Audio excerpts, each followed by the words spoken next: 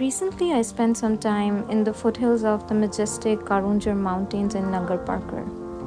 As a visual artist, I was captivated by their beauty. Each stone a face etched with history.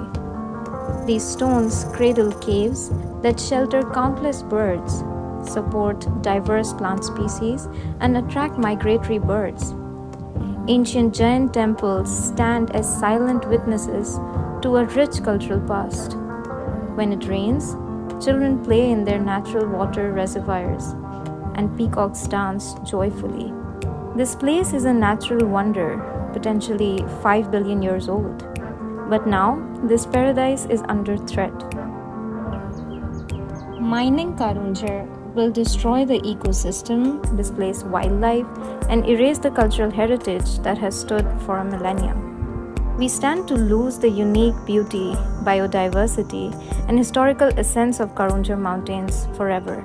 This isn't just a local issue, it's a global tragedy in the making. It's a theft from our future generations. We are stealing from them not only a natural wonder, but a space for inspiration and relaxation.